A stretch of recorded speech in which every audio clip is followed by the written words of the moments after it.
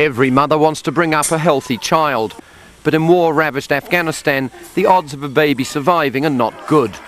25% of Afghan infants die before the age of 5. A bombed-out building in Kabul, Afghanistan's capital.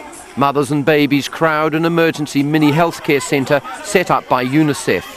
With the total collapse of the primary healthcare system, infants are succumbing to easily treatable diseases such as respiratory infections and diarrhoea. There are 46 of these mini health centres in Kabul. They're part of UNICEF's emergency programme to help infants under 5 years old.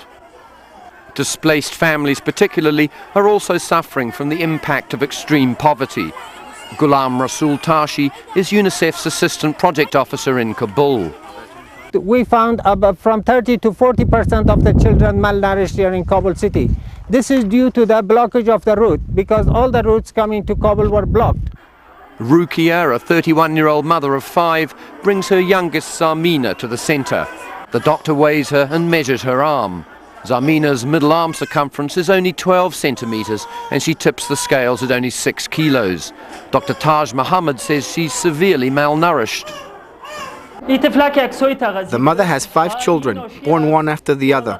The children do not get proper nutrition.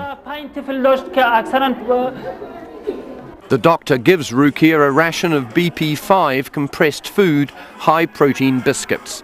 To check the children are eating the food, Rukia is asked to bring back the empty wrappers when she returns to the centre a week later. Out of Rukia's 5 kids, 3 are malnourished. Although the compact food is prescribed only for Zarmina, the other kids are hungry and also eat the biscuits. Rukia, along with hundreds of thousands of displaced families, is bearing the impact of the continuing conflict. We lived near the airport, so we had to flee, and we didn't have enough to eat. Rukia's husband is employed in the army, but does not earn enough to feed a big family.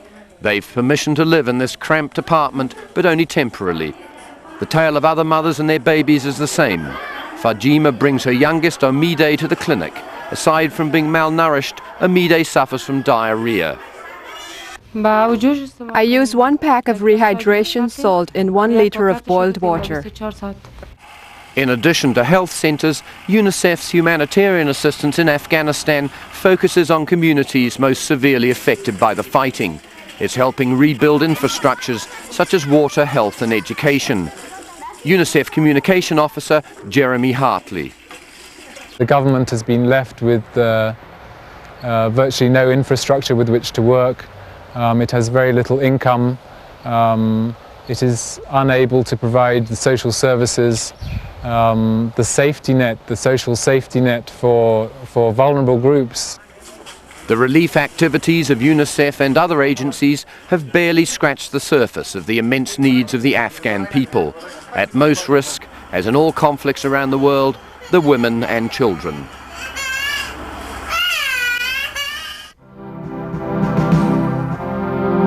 This has been a report from the United Nations.